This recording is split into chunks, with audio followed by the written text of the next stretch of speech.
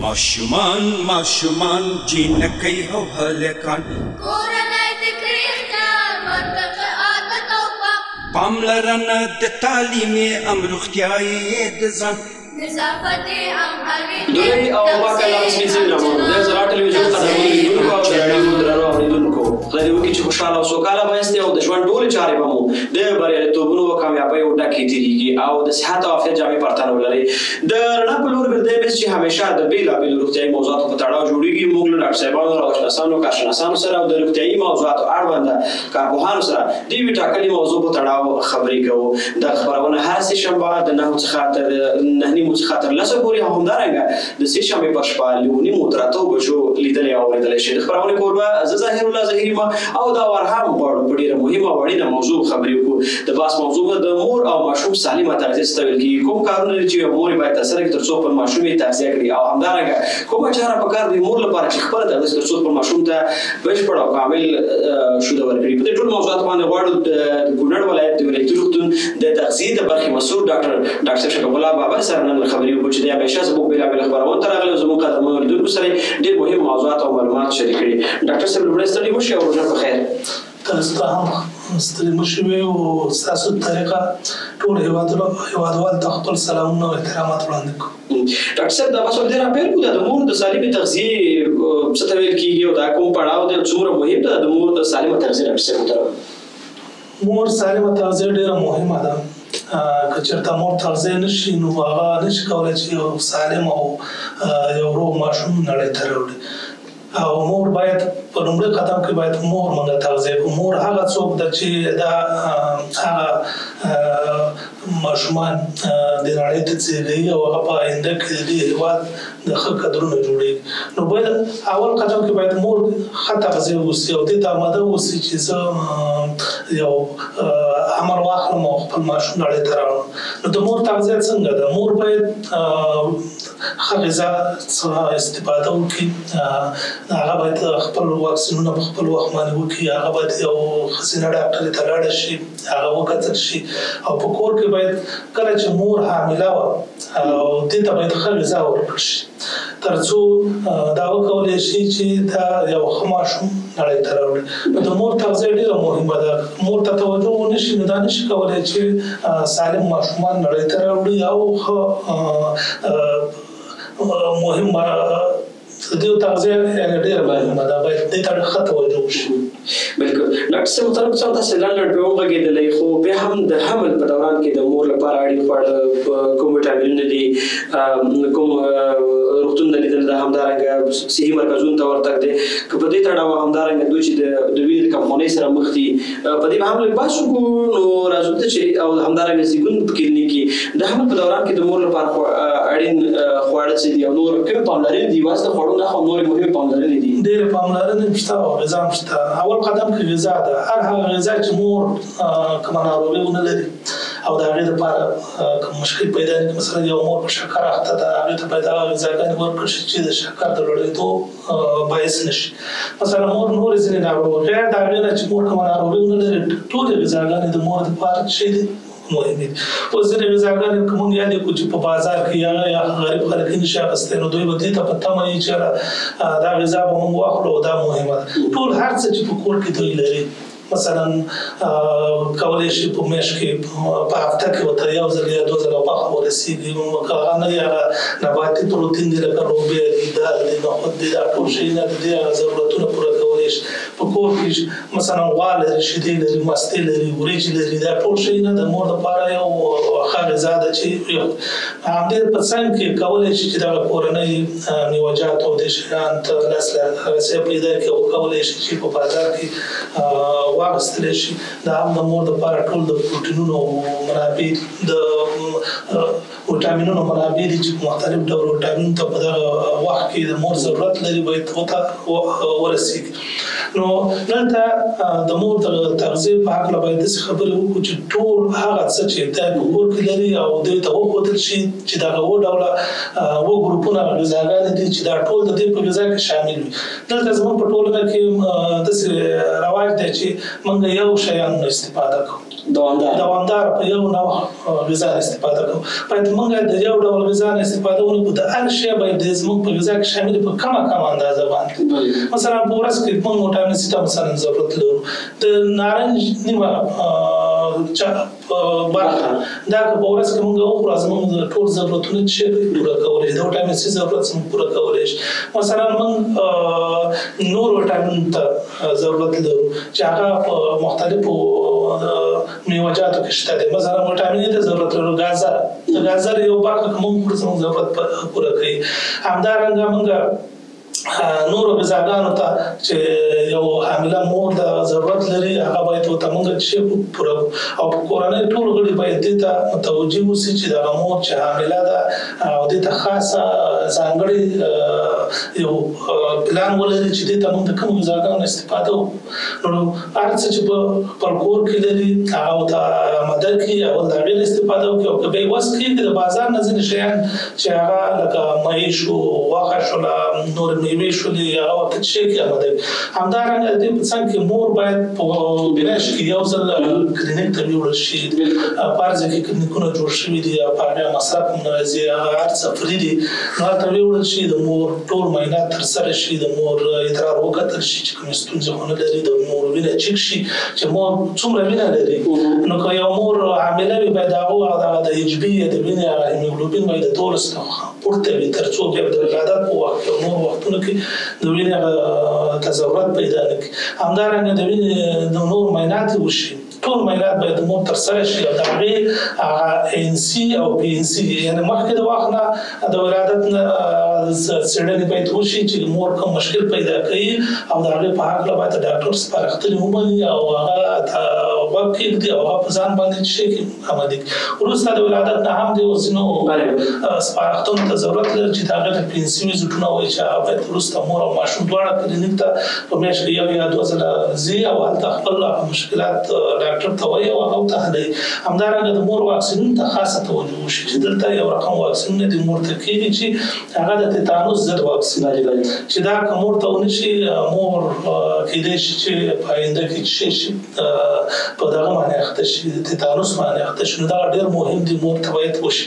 همدارنګه د مور وینه ځینې یو رقم ټابلیټونه دي چې اوسپنه لري هم فولیک اسید لري چې دلته دواړه ډېر مهم دي چې اوسپنه د مور د اوسپنې هغه ذخیرې چې مور لري هغه پوره کوي او د فولیک اسید چې دي هغه هم ډېر مهم دي. مثلا تاسو به لیدلي چې ځینې ماشومان ته ولادت کېږي په ملا کې یو رقم دانې لري، غوټه غوندې دانې دي چې هغه ډېر خطرناک دي، د ماشوم ژوند تهدیدوي او د مړینې سبب کېږي. هغه د فولیک اسید یو عادي ټابلیټ دی، واړه ټابلیټ چې په ورځ کې ودانه شي 15 ملي ګرام په ورځ کې اخیستل کېږي. نو هغه میندې چې هغه حامله کېږي څه وخت چې تثبیت شوه چې دا مور حمل لري باید دغه ټابلیټونه ورته شروع شي او تر حمل تر اخره پورې دا شی واغوستل. که دا وانخلي دلته ډېر ماشومان ته ولادت کېږي چې همدغه انومالیګانې لري، دا د څه د وجې پیدا شوي دي، همدا د مور د فولیک اسیدو د وجې چې دی نه دی اخیستي، په غذا کې نه دی اخیستي او دلته په ټابلیټ په شکل نه دی اخیستي. نو د دې د وجې یو لوی مشکل سره مخامخ شي. بل دغه مور چې 9 میاشتې صبر کړی، دومره سختې تېرې کړي، په آینده کې یو معلوم ماشوم وزېږوي او بیا ټول وخت تر څو چې ماشوم ژوندی مور او پلار او ټوله کورنۍ د دې سره په مشکلاتو باندې اخته وي. نو دلته دغه فولیک اسید او دا اوسپنې ټابلیټونه هم د مور وجود ته مهم دي او په آینده کې د راتلونکي ماشوم چې کوم یو دی د دې لپاره څنګه ډېر مهم دي. ځان له دغه یو نوم چې موږ یاد کړو چې مننګوسیر ورته وایي چې د ملا کې او یا د ملا د سپینل کارډ په امتداد په ټول هر ځای کې چې تشکل پیدا کېږي چې دلته یو ستونزمن ولادت هم ورته پیدا کوي او نور مشکلات هم پیدا کوي. همدارنګه د هایدروسیفالوس ته وایي چې سر پکې غټېږي، د سر ځینې جوفونو کې اوبه جمع کېږي، دا هم د دغه ټابلیټونو نه اخیستلو د امله پیدا کېږي. همدارنګه نورې ناروغۍ دي، د وینې ځینې ناروغۍ، د زړه ناروغۍ، د رګونو ناروغۍ هم د دې د کمبود نه څنګه پیدا کېږي.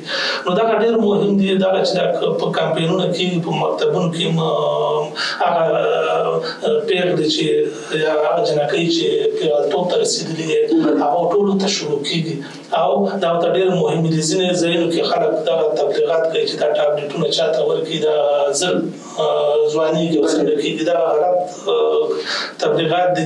نو دغه ډېرې مهمې دي د ښځو دپاره ولې چې ښځې که حامله وي که غیر حامله دي په میاشت کې یو ځل هغه میاشتني عادت لري او په دې کې د 300 تر 500 سي پورې وینه ضایع کوي.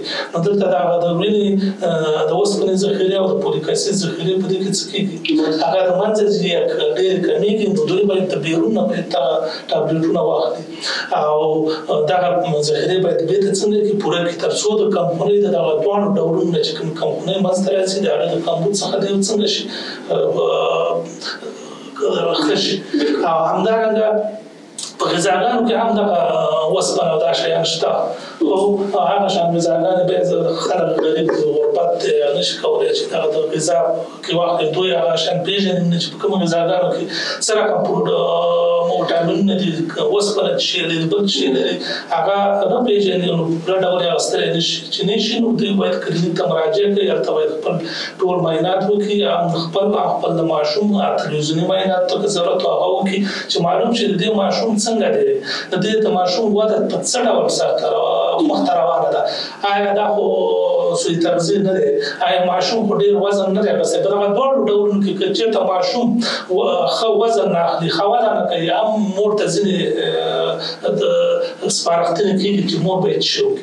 همدارنګه که ماشوم ښه وزن اخلي ښه نشونمۍ ښه سر ته رسېږي ښه روانه هم مور ته سپارښتنې کېږي. همدارنګه که ماشوم دغه ولري کومې ابنارملېټۍ ولري لکه مخکې چې مونږ خبرې وکړو همدغه مور ته ویل کېږي چې دا ماشوم دی دغسې مشکل لري. مور باید ډېره خبره وي چې زما په بدن کې کوم ماشوم دی او زه دومره وخت دا لوی کومه په کوم حالت کې دی او ټوله کورنۍ باید د دې سره همغږه وي دې سره مرسته وکړي. که چېرته کورنۍ دې سره همغږه نه وي مور هېڅ نشي کولی او د ټولې کورنۍ لپاره دا مهمه ده چې دغه وخت کې د مور نه ډېره ملاتړ وکړي د دې ټولو هغه صحت ته ډېره توجه وکړي تر څو د مور او ماشوم دواړو صحت تضمین شي او دې څخه ملاتړ وکړي.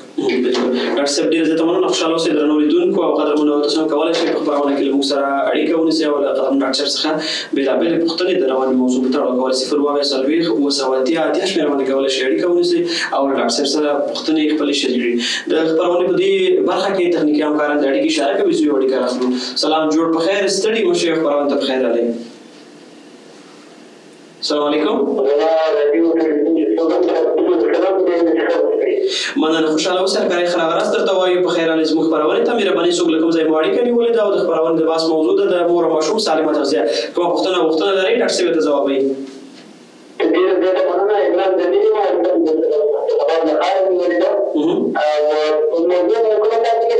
د مور او ماشوم سالمه تغذیه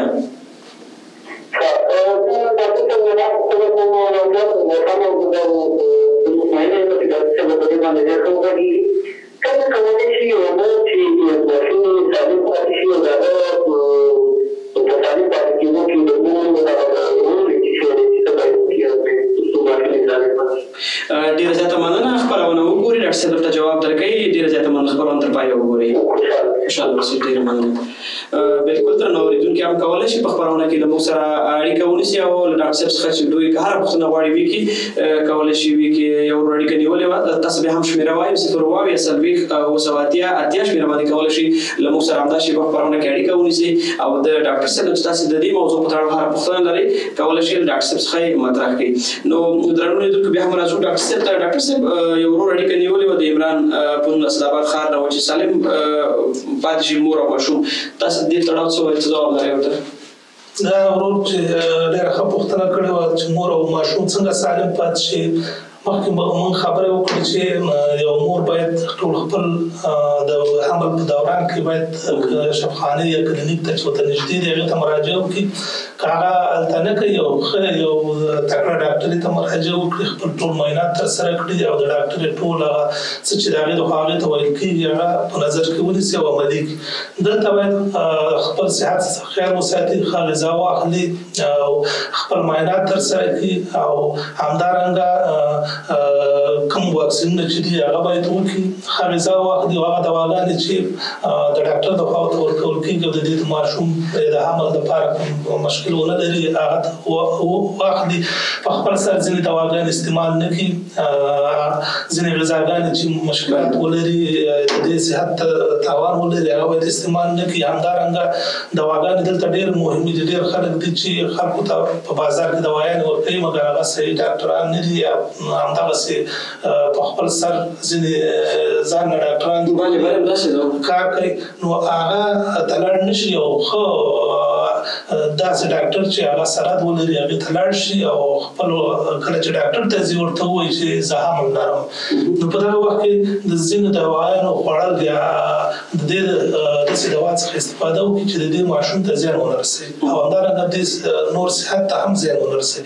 نو همدارنګه په دغه وخت کې دا لاړ شي خانې ته خپل هغه د انسي ویزټونه وکړي او د خپل ماشوم معاینات چې دا لري چې دا ماشوم وده او نشونما په د دې په بدن کې څنګه په مخکې روانه ده نو دغه ترسره کړي. کله چې ماشوم تولد کېږي یا پیدا شي باید خپل ماشوم ته خپل شودې په یو کلینیک کې باید خپل ولادت ترسره کړي او هلته بیا چې کله ماشوم پیدا کېږي خپل ماشوم ته خپل شودې شپږ میاشتې پورې خپل خالص شودې ورکړي. د هغې نه وروسته چې ماشوم اووم میاشت ته ځي باید دا څه وکړي هغې ته باید ځینې غذاګانې شروع کېږي چې نیمه جامدې غذاګانې شروع کېږي، هم خپل شوده ورکوي او خپل غذاګانې ورکوي ځکه بیا د شپږ میاشتو پورې خالص د مور شوده په 100% لوړ دي یعنې پوره یې.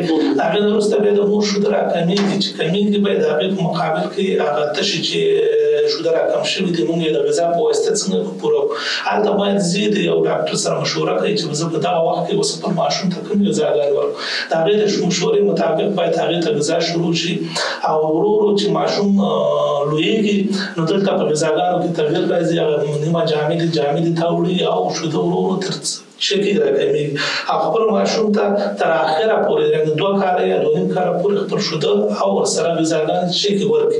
دلته د ماشوم واکسینونه ډېر مهم دي چې واکسینونو ته خاصه توجه وکړي. د ماشوم کتابچه زر چې دغه ته ځي د واکسینو کتابچه باید کلینیک ته د ځان سره یوسي. اول ته دا ډاکټر ته وښایي چې کوم واکسینونه په کوم وخت کې خپل ماشوم خپل واکسین دپاره په خپل وخت باندې ویسي. همدارنګه دې دپاره چې کومه کمخوني لري بل شي لري کومه دوا د ډاکټر د خوا ورکول کېږي په صحیح ډول شي کې وخوري او د ځان خاص خیر وساتي. همدارنګه حفظ الصحه مراعات کړي، ماشوم پاک وساتي. که چېرته هوا ډېره یخه ژمی ماشوم لپاره اتاق ګرم کړي او مهمه خبره چې دا هغه لومړني شودې چې مخکې په خبره ونه کړې لومړني شودې ورګه مخکې باره بحث وکړو اړیکه تخنیک همکاران اشاره کوي د اړیکه واخلو بېرته دغه موضوع ته راشو. سلام جوړ په خیر ستړي مه شئ او خپرونه ته په خیر راغلئ. وعلیکم سلام مهرباني څوک له کوم ځای مو اړیکې نیولې؟ مننه خوشحاله اوسئ مهرباني تاسو ته مرکزي ښه راغلاست وایي درنه بلورګردي مې خپرونه ده. د خپرونې د بحث موضوع ده د مور او ماشوم سالمه تغذیه.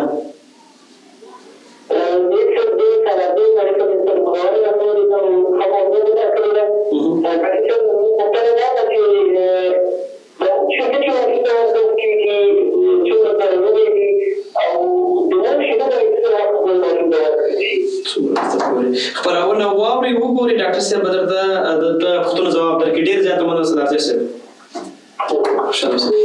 ډاکټر صاحب په ورګو باندې خبرې کولې او پسې هم د اورېدونکو پوښتنه ته راشو وچ شوده او څومره باید مور شوده ورکړي نو ټول به یو پوښتنه شي مهرباني. لومړی د مور شوده چې دا باید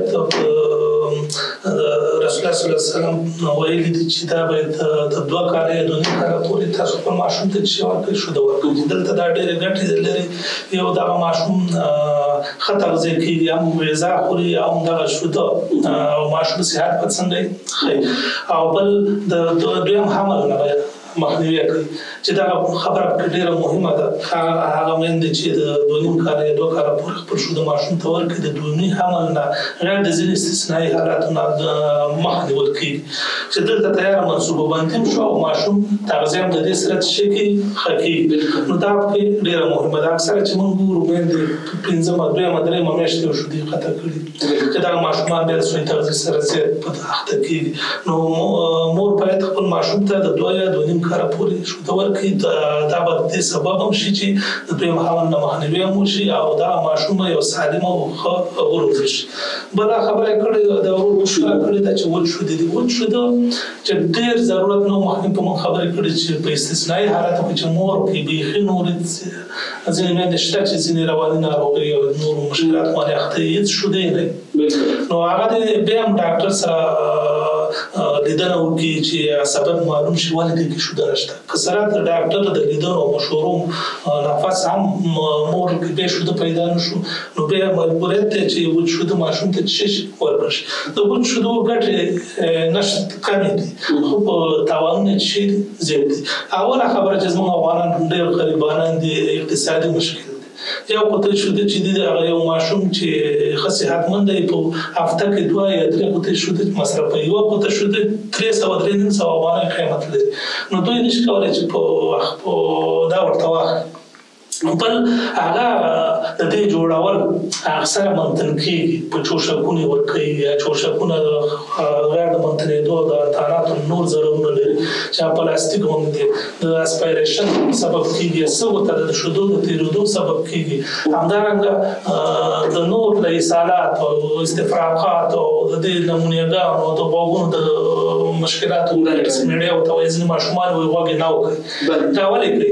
همدغه ځا شوده د مارای کې وخت یو پیپ تللی دی چې د استاخن ټیوب په نوم یادېږي. میندې څنګه میندې اکثره میندې ډېره سخته په ځان نه تېروي. ماشوم په یو داسې ځانګو باندې جوړه کړي په دې کټونو کې هغه او داسې ټوټې ځوړنده کړي هغې کې اچوي دا جوشک له خوله کې کېږدي او دلته ورته یو شی کېږدي چې داسې مایل شي او بس هغه خپل کارونه کوي. نو دا پلاستیک دی د دې دا سوری چې دی د مور ته خو که ماشوم شوده کش کړه شوده راځي که کش نه کړه شوده نه راځي او دا پلاستیک دی سوری دی چې دا د مایل کو ماشوم یې تېرولی شي او که نه شي دا به ورروان نو دا اکثره ځي او اسپایریشن ورکوي ځینې مړینې رامنځته کړي دي. نو من په خپله سترګو لیدلې چې د دې د وجې مړینې رامنځته شي. اسپایریشن ورته وایي چې څه ورته تېرېږي د اسپایریشن نمونې سبب کېږي چې هغه نمونې اخر کېدل ډېر سخت دي یعنې تر مرګ حده پورې رسوي. همدارنګه په اسهالاتو باندې په استفراقاتو باندې د معدې د هضمي سیستم په مختلفو ناروغیو باندې د وچ شي کې اخته کېږي په سوی تغذیه اخته کېږي. مخکې چې مې ویلې نه شي اخیستلی میندې څه کوي په هغه طریقه چې دا وخت تطبیق کړي یا هغه شانې جوړ کړي نه یې جوړوي. مثلا موږ یو چې 15 سي اوبو کې یو قاشوغه شوده واچوي دوی څه کوي دوی په ټول دغه چوشک چې وساتي په دې کې یو قاشوغه ور واچوي قطعې د اوبه یې نورې او دا رنګ یې څنګه رنګ یې سپین شي چې دا ښودلي نو بیا دې ورکوي بیا راځي چې ماشوم نه ښه کېږي دا اسهال لري او دا استفراق لري ټول نو هغه د څه سبب دی دا چې یو قاشوغه د یو چوشک کې اچوي دا به څه انرژي هلته تولید کوي د وجود به د هغې سره څه وکړي نشونما وکړي. نو دلته دغه مشکلات دي چې دا د منتن کېدو مشکل پکې ډېر دی. بل یو مور باید په هغه ماشوم چې هغه نیونټ دی یا د 6 میاشتو نه ښکته دی په پوره په 4 ساعته کې 12,000 شیدو ورکولو ته ضرورت لري. نو دا چې دا مصنوعي شیدو ورکوي 12,000 دا شیدې جوړولی شي سخت دي کار.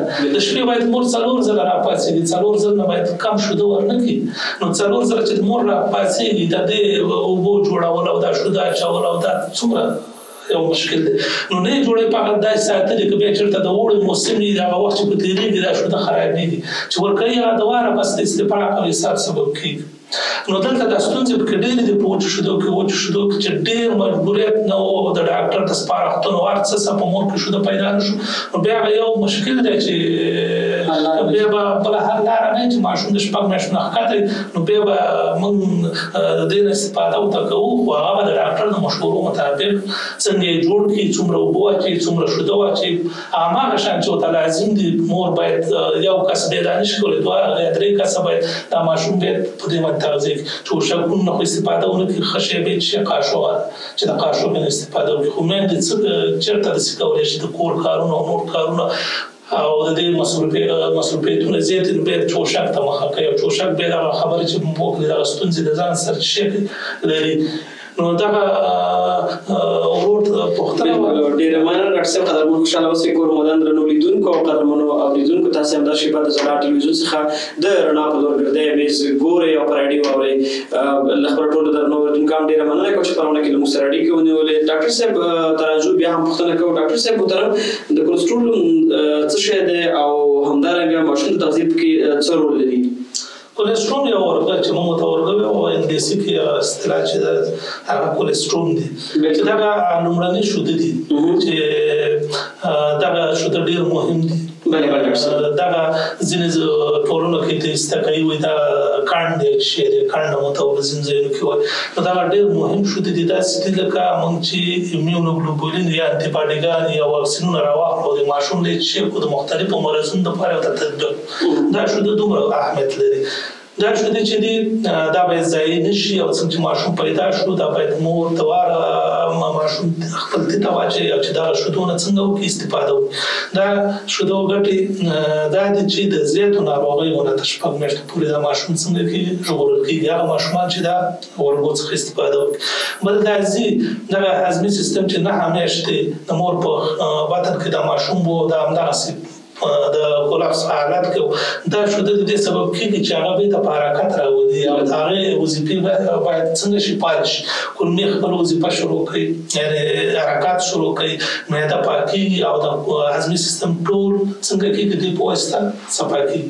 بل دا شوده چې استفاده شو د مختلفو ناروغیو نه دا کېږي دي کې انټيباډیګان دي او ماشوم د ډېرو ناروغیو نه څنګه کوي او بل ډېر وټامینونه په خپل ترکیب کې لري چې ماشوم د هغې نه څه شي استفاده وکړي. نو دا مهم دي. په اکثره ځایونو کې دا ضایع کېږي، نه ورکوي. دا چې د مور تخلیه کوي او غورځوي باید دا ونه غورځول شي او د ماشوم ته باید دا شي ورکړل شي. ډېر مننه قدرمن ډاکټر صاحب. تماس په اړه مخکې هم خبرونه خپرونه کې یادونه کړې. تاسو ډېر مهم موضوعات د مور شیدو ورکول پر مهال باید ماشوم سره د مور سترګو تماس او اړیکه مهم ده. خو هم تاسو کړي که بیا هم زموږ لیدونکو ته البته لنډ لکه تاسو په څو خپرونه کې دغه موارد ته اشاره کړې ده، خو بیا هم د مور سترګو تماس په دې اړه باندې د مور د شیدو ورکول یا د تې ورکول چې ماشوم ته د دوه حالته پکې دي چې یو وضعیت دی یو تماس. چې وضعیت څنګه دی دا ماشوم باید موږ څنګه واچو په دې غېږه کې څنګه واچو د دې ته چې واچو دا خپله ولا طریقه لري چې څنګه واچو. دا باید داسې د مستقیم خط په شکل وي. د مور ته باید هغې ته مخامخ شي. د مور ته باید څومره برخه باید هغې په خوله کې لکه تورې برخې پورې باید هغې په خوله کې وسي. مور باید د ماشوم ټینګ کړی د لاس په واسطه. که ټینګ نه شي دا ماشوم که کوچنی هم دی نو الله تعالی دومره دغه ورکړی دی چې دا داسې احساس کوي چې زه ورځېږم. نو که دا مور دغه ټینګ ونیسي او مستقیم خط په شکل ونیسي او هغه ماشوم ته پام کوي چې دا ماشوم زما څنګه کوي دا ته څنګه اخلي. اکثر وګورئ چې موږ یو کار ترسره کوو هغه خپل کار ته به څه پام به ورته کوو که نه. که موږ بل خوا مخ واړوو کار ترسره کوو کار به څنګه خرابېږي. او تاسو ځینې ویډیوګانې هم لیدلي چې مور فیسبوک ګوري او ته ماشوم اچوي او ته کله د هغې په پوزه کې ورکړي او کله په بل ځای کې ورباندې. نو موږ چې د ته ورکول دلته به مور نور کارونه پرېږدي، خاص به توجه کوي همدې مشغول ته چې دا زما ماشوم څنګه ته اخلي، دا شوده راځي دی که نه راځي، دا ماشوم څنګه دی، دا تېرېدل دی څنګه دی. دلته مور ته پته هم لګي چې دا ماشوم زما روغ دی که ناروغ دی، آیا ته یې ولې نه لري، علت یې څه شی دی که نه. نو که دلته دا تماس د سترګو د مور ماشوم سره نه وي نو دلته دغه شیدو ورکولو پروسه صحیح صورت نه نیسي. یعنې مور باید ارامه وي، ماشوم په مستقیم ډول په غېږ کې اچولی وي او مخ یې د هغې طرف ته وي، ماشوم مخ د مور طرف ته وي، ماشوم ته د ماشوم په خوله کې وي او دغه تورې برخه پورې باید د ماشوم په خوله کې وي، د ماشوم لاندینۍ شونډه باید شا طرف ته چې وي کټ وي او وګوري چې دا زما ماشوم څه رقم تېرودنه کوي، ښه تېرودنه کوي، هسې سطحي غوندې تېرودنه کوي، شوده را کش کولی شي نه شي کش کولی، څنګه یې تېروي. دا ټول باید مور په نظر کې ونیسي او که مور ډېره نارامه وي او صحیح ناسته نه وي باید صحیح کښېني داسې یو ځای ته چې یو تکیه ووهي، په دغه ډول باید مور ناسته وي او ټول کارونه چې نور ترسره کوي د هغې نه باید هغه شاته پرېږدي. هغه ټول فکر او نظر او هر څه باید چاته ماشوم ته. نو دلته په دې وخت کې بیا د مور په دماغ کې پیټیوټري ګلانډ ورته وایي چې هلته دوه ډوله هورمونونه تولیدېږي چې یو اکسیټوسین دی او پرولاکټین دی. که مور صحیح ناسته وه، نظر یې ماشوم ته و، پوزیشن وضعیت او تماس هر څه صحیح و، دغه هورمونونه په صحیح ډول څه کېږي افرازېږي. که چېرته دغه صحیح نه و، مور نارامه وه، صحیح وضعیت او تماس صورت نه دی و او په دلته ماشوم ته هم نه وي او بل د هورمونونو افراز صورت نه نیسي، افراز صورت ونه دی شودنه تولیدېږي چې توصیف نه شي. بالکل ډېره زیاته مننه. کوربه تخنیکي همکار اشاره هم کوي د وروستۍ شېبو. ډاکټر صاحب البته ډېر زیات دنې غالبا په یو دقیقه کې بشپړ خواړه څه ته ویل کېږي او همدارنګه د ناروغۍ پر مهال باید ماشوم ته کوم خواړه ورکړو. البته ډېر وروستۍ شېبې پیغام هم ستاسې اخلو. بشپړ خواړه هغه دی چې نظر د ماشوم عمر ته د هغې لپاره د هغې مثلا 6 میاشتو نه ښکته باید بشپړ خواړه همدغه د مور شوده دي، 6 میاشتو نه پورته بیا د شوده دي مور سره نور غذا ده او د مور دپاره خو چې هر خواړو ته لاسرسی ولري باید واخلي او هغه غذا باید واخلي چې هغې انرژي تولید زیات دي، اهمیت زیات دي او قوام او د هغې کم. بل هغه ماشومان چې ناروغه دي په هغو کې باید میندې هغو ته ډېره توجه وکړي، هم مور ته توجه شي. اکثره میندو باندې شو دغه غذاګانې بندوي چې غذا په بنده شوه د مور شوده کمېږي. مور چې ماشوم مریض و مور ته هم ډېره توجه وشي، ښه غذا ورکړل شي چې ډېر شوده تولید کړي او ماشومان ته ښه غذا. مثلا یو ماشوم په ایسار اخته دی، مریض دی، هغې ته باید مایع لکه شوده، شوروا، مستې، شړومبې، پاکې اوبه دا باید ورکړل شي. نمونې دی هغې ته باید مور زر زر شوده ورکړي، اوبه ورته ورکړي، همدغه شوروا، پیرني، جوس یادونه مې کوله د بازار جوس پې ورکړي، هغه کومه انرژي شی نه لري. هغه که د میوې جوس خپله جوړ کړي هغه دې ورکړي، خو دغه د بازاري جوس به نه ورکوي چې هغه په 5 روپۍ 10 روپۍ دي، هغسې ذایقې پکې دي، هغه نه ورکوي. نو په ناروغۍ په وخت کې د روغ حالت نه باید زیاته توجه د ناروغۍ په وخت کې وشي تر څو د ناروغ هغه صحت ښه شي، معافیتي سیستم یې لوړ شي او د ناروغۍ په مقابل کې ښه مقابله وکړي او ناروغ زر ښه شي. ډاکټر صاحب ډېره مننه کوم چې زموږ خپرونې ته راغلي او رسنیو ګډون وکړي. ډېره مننه. د ځلا ټلویزیون قدرمنو لیدونکو له ډاکټر صاحب نه ډېره مننه کوم. تاسو درنو خوږو اورېدونکو او لیدونکو هم ډېره مننه کوم چې له موږ سره یاست او زموږ بېلابېلې خپرونې ګورئ او اورئ. دا وه زموږ د دې اونۍ د رڼا په لور ګرځی میز تر بیا بلې خپرونې چې بیا هم زه ظاهر الله ظاهر دا بیا نور خپرونو ته راځم. تر هغه مو پاک او مهربانه خدای سپارل. سرلوړي او آباد افغانستان په هیله ښې شپې ورځې ولرئ.